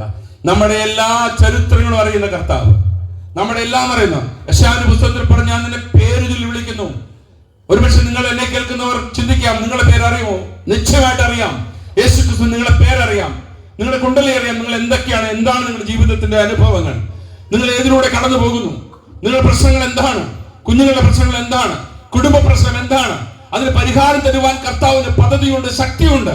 പക്ഷേ ആ സഖായിയെ പോലെ ഹൃദയത്തിന്റെ ഉള്ളിൽ നിന്ന് ഒരു നോക്ക് കാണുവാനായിട്ട്, യേശു എങ്ങനെയുള്ളവരെന്ന് കാണുവാനായിട്ട് ഒരു പ്രാവശ്യം ട്രൈ ചെയ്യൂ. കർത്താവിന്റെ സമാധാനത്തിന് പാത്രബുദ്ധിയായി തീരും. കർത്താവ് തന്നെ സമാധാനത്തിൽ നിന്ന് നിറയ്ക്കും. ആ യേശുവിന്റെ സാമീപ്യത്തിൽ, യേശുവിന്റെ സഹവാസത്തിൽ, ദിവ്യ സമാധാനത്താൽ ആ ഭവനം നിറഞ്ഞു എന്നുള്ളതാണ് കാണുന്നത്. അവന്റെ കുടുംബത്തിൽ പൊന്നും വെള്ളിയും നോട്ടുകെട്ടുകളും എല്ലാം ഇരിക്കെ സമാധാനത്തിന് വേണ്ടി കെഞ്ചുന്ന ഒരു വ്യക്തിയായിരുന്നു സഖായി. എന്നാൽ ആ സഖായിയുടെ ഭവനത്തിലോട്ട് യേശുക്രിസ്തു കടന്നു വന്നപ്പോ സമാധാനം ലഭിച്ച സഖായി പറയുന്നു, ഗുരുവേ, ഞാൻ സമ്പാദിച്ചിട്ടുള്ള സകല കോടിക്കണക്കിന് രൂപയുടെ പകുതി സമ്പാദ്യം ഞാൻ ഇന്ന് ദരിദ്രന്മാർക്ക് ദാനം ചെയ്യുന്നു. ആരുടെ എല്ലാം എടുത്തിട്ടുണ്ടോ 4 മടങ്ങായിട്ട് ഞാൻ തിരിച്ചു കൊടുക്കുന്നു. കർത്താവ് പറയുന്നു, ഇന്ന് ഈ ഭവനത്തിന് രക്ഷ വന്നിരിക്കുന്നു. ഹല്ലേലൂയ. മാനസാന്തരപ്പെട്ട ഒരു വ്യക്തിയുടെ ഹൃദയത്തിൽ, മാനസാന്തരപ്പെട്ട ഒരു ഭവനത്തിന്റെ ജീവിതത്തിൽ, അങ്ങനത്തിൽ ആ കുടുംബത്തിന് രക്ഷ വരികയാണ്, രക്ഷ ലഭിക്കുകയാണ്. ആ കുടുംബം സമാധാനത്തിന് പാത്രമായി തീരുകയാണ്. യേശുവിശേഷം നിങ്ങൾ കേൾക്കണം, അത് യേശു ക്രിസ്തുവാണ് തരുന്നത്. ഒത്തിരി പേരുണ്ട് മാനസാന്തരപ്പെട്ടവർക്ക്, പെടുന്നവർക്ക്, യേശു ക്രിസ്തുവിനായി ഹൃദയം തുറന്നു കൊടുക്കുന്നവർക്ക് വാസ്തവത്തിൽ രക്ഷയും സമാധാനവും നിത്യജീവനും കർത്താവ് കൊടുക്കുന്നു. ആ കർത്താവിന്റെ സന്നിധിയിലേക്ക് ആര് കടന്നു വരുന്നുവോ അവർക്ക് നിത്യജീവനുണ്ട്. ഞാൻ പറഞ്ഞല്ലോ, ഞാൻ സാക്ഷ്യത്തിലൂടെ നിങ്ങളുടെ പ്രാരംഭത്തിൽ പറഞ്ഞു, യേശു ക്രിസ്തു വിശ്വസിച്ചിരുന്ന അക്കാലത്ത് പള്ളി ഭക്തനായിരിക്കുന്ന എന്നെ പോലെ ചുറ്റുപാടിനും നൂറുകണക്കിന് എൻ്റെ സഹോദരങ്ങളിലൂടെ ഉണ്ട്. അത് അവിശ്വാസത്തിന്റെ ഒരു കാലഘട്ടം. ഞാൻ സത്യം മനസ്സിലാക്കി എനിക്ക് നിങ്ങളോട് ഒരു കാര്യം പറയാനുണ്ട്. ഞാൻ വിശ്വസിച്ചത് ഇങ്ങനെയായിരുന്നു. എൻ്റെ അപ്പനും അമ്മയ്ക്കും, അപ്പനെന്ന് മരിച്ചില്ല, അമ്മ മരിച്ചിരുന്നു. അങ്ങനെ പാരമ്പര്യമായിരിക്കുന്ന ഒത്തിരി പേർക്ക് എന്താ പറയുന്നത്, ആത്മക്കാർക്ക് വേണ്ടിയുള്ള കുദാശ ചെയ്യുകയും ഇതൊക്കെ ചെയ്തുകൊണ്ട് അങ്ങനെയുള്ള വിശ്വാസത്തിൽ ജീവിച്ചവരാണ്, നിങ്ങൾക്കറിയാം. പക്ഷെ അതുകൊണ്ട് പണം കൊടുത്തിട്ട് സ്വർഗം കരസ്ഥമാക്കാനുള്ള വ്യാമോഹം അത് മിഥ്യയാണ്, ഒരിക്കലും സാധിക്കത്തില്ല. അങ്ങനെയായിരുന്നെങ്കിൽ സുന്ദരവാന്റെ ആ ഉപമയിൽ കർത്താവ് വ്യക്തമാക്കിയിട്ടുണ്ട്.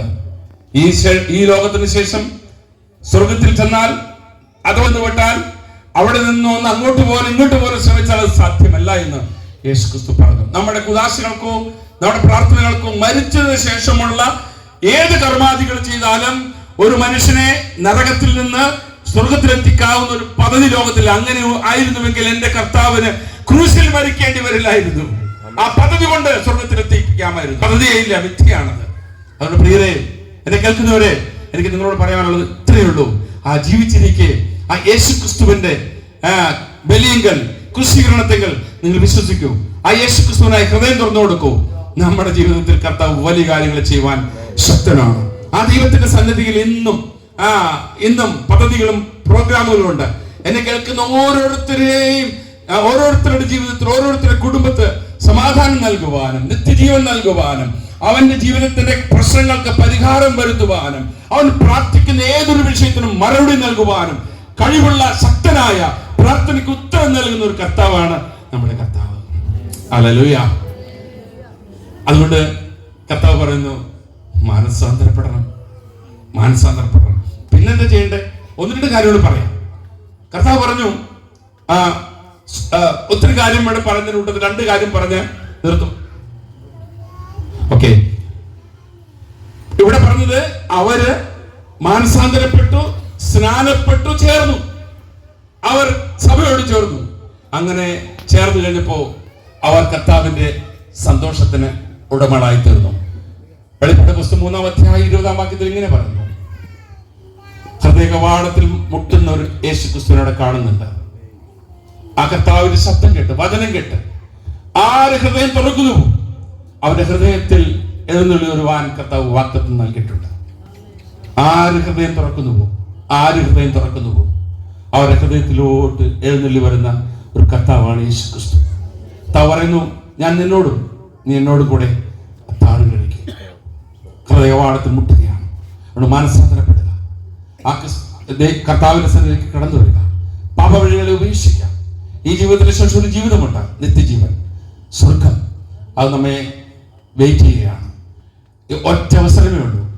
അങ്ങനെ ഈ ലോകത്തുനിന്ന് നമ്മൾ ഈ ലോകത്തുനിന്ന് മാറ്റപ്പെടുന്നതിന് മുമ്പ് ആ സ്വർഗം കരസ്ഥമാക്കണമെങ്കിൽ യേശു ക്രിസ്തുവിനെ കൂടാതെ കഴിയത്തില്ല. അതുകൊണ്ടാണ് ആ യേശു ക്രിസ്തുവിന്റെ നാമം എടുപ്പാൻ ഞങ്ങൾ നിങ്ങളോട് ആഹ്വാനം ചെയ്യുന്നത്. വെളിപ്പാട് പുസ്തകം 2-ാം അധ്യായത്തിൽ നാം ഇങ്ങനെ കാണുന്ന വിശ്വാസികളോട് പറയുന്നുണ്ട്, അത് നിന്റെ ആദ്യ സ്നേഹം വിട്ടു കളഞ്ഞു വന്നൊരു കുറവ് നിന്നെ കുറിച്ചും പറവാനുണ്ട്. വിശ്വാസികൾക്കും അവിശ്വാസികൾക്കും മാനസാന്തരം ആവശ്യമായിരിക്കുന്നു. നമ്മൾ ഇന്ന് പല കാര്യങ്ങളിൽ നമ്മുടെ ലക്ഷ്യപ്പെട്ട് പോവുകയാണ്. അവിടെ കർത്താവ് പറയുന്നു, നിങ്ങൾ മാനസാന്തരപ്പെടുക, ആദ്യത്തെ പ്രവൃത്തി ചെയ്യുക. എവിടെ നിന്ന് വീണിരിക്കുന്നു നോക്കുക. വിശ്വാസികളായ നമുക്കും മാനസാന്തരത്തിന് ആവശ്യമുണ്ട്. നാം ഇന്ന് ലോകത്ത് എന്തൊക്കെയോ വെട്ടിപ്പിടിപ്പാൻ പോകുകയാണ്. നാമും ഈ ലോക മനുഷ്യരെ പോലെ രക്ഷിക്കപ്പെടാത്ത നിത്യജീവൻ ഓഹരിക്കാരല്ലാത്തവരെ പോലെ നാമും അവരെക്കാൾ മുമ്പോടുവാൻ ശ്രമിക്കുകയാണ്. കർത്താവ് ഒരു നോക്കി പറയുന്നു, എഫേസ്യ സഭയെ നോക്കി, ഒരുപക്ഷെ മാള സഭയെ നോക്കി പറയുന്നു. ഒത്തിരി സഭയിലുള്ള ദൈവമക്കളുണ്ട്, ഞാൻ നിങ്ങളുടെ പേര് പറഞ്ഞ് അപമാനിക്കാൻ ആഗ്രഹിക്കുന്നില്ല. കർത്താവ് പറയുന്നു, നമ്മോട് പറയുന്നു, നീ മാനസാന്തരപ്പെടുക, ആദ്യത്തെ പ്രവൃത്തി ചെയ്യുക. ചെയ്യാൻ എന്ത് സംഭവിക്കുന്നു? വചനം പറയുന്നു, ആ സ്ഥാനത്ത് നിന്ന് നീക്കിക്കളയും. എന്നാൽ ചെയ്താൽ, മാനസാന്തരപ്പെട്ടാൽ, കർത്താവിന്റെ സന്നിധിയിലേക്ക് അടുത്ത് വന്നാൽ കർത്താവ് നൽകുന്നത് നിത്യജീവനാണ്, നിത്യജീവൻ. അതുകൊണ്ട് ആ കർത്താവിന്റെ സന്നിധിയിൽ നമുക്ക് മണിമപ്പെടാം. ഒരൊറ്റ ജീവിതം കർത്താവിനായിട്ട് നീക്കിവെക്കാം. ഇതൊരു മാർഗം, ഒരു ക്രിസ്ത്യാനിയുടെ മാർഗമല്ല, ഒരു മതത്തിന്റെ മാർഗമല്ല, നിത്യജീവന്റെ മാർഗമാണ്. യേശു ക്രിസ്തു ക്രൂസിൽ ഒരുക്കിയ മാർഗമാണ്. ആ ക്രൂസിലേക്ക്, ആ ക്രിസ്തുവിന്റെ സന്നിധിയിലേക്ക് നിങ്ങൾ കടന്നു വരുവാൻ ഞാൻ നിങ്ങൾ ആഹ്വാനം ചെയ്യുന്നു. വാസ്തവത്തിൽ ആ ജീവൻ ഓഹരിക്കാരായി ഇന്ന് നാം ഈ റിലേഷൻ, ഈ നൈബർ റിലേഷൻ, അയൽവക്കക്കാരുടെ റിലേഷൻ ഇവിടെ നാം കീപ്പ് ചെയ്യുന്നു. എന്നാൽ ഇതിനുശേഷവും അവിടെയും ആ നിത്യജീവൻ, ആ സ്വർഗരാജ്യത്തിൽ, ദൈവരാജ്യത്തിൽ അയൽവക്ക ബന്ധം നമുക്ക് പുലർത്തുവാൻ കഴിയും. അതിനുള്ള ഒറ്റ കാര്യമേ ഉള്ളൂ, ആ മനുഷ്യനെ തന്റെ രാജ്യത്തിൽ സ്വന്തമാക്കുവാൻ, അവിടെ എത്തിപ്പാൻ കടന്നു വന്ന ആ യേശു ക്രിസ്തുവിനെ രക്ഷിതാവും കർത്താവുമായി സ്വീകരിക്കുക, ആ വേലയിൽ വിശ്വസിക്കുക. ആ കർത്താവിനെ നമ്മെ നമുക്ക് വേണ്ടി ഒരുക്കിയ ആ നിത്യ സൗഭാഗ്യത്തിൽ എത്തിച്ചേരുവാൻ ദൈവം നമ്മെ എല്ലാവരെയും സഹായിക്കട്ടെ എന്ന് പറഞ്ഞുകൊണ്ട് ഞാൻ എൻ്റെ വാക്കുകൾ വിരാമം കുറിക്കുന്നു. കർത്താവ് നമ്മെല്ലാവരെയും അനുഗ്രഹിക്കുമാറാകട്ടെ. Thank you.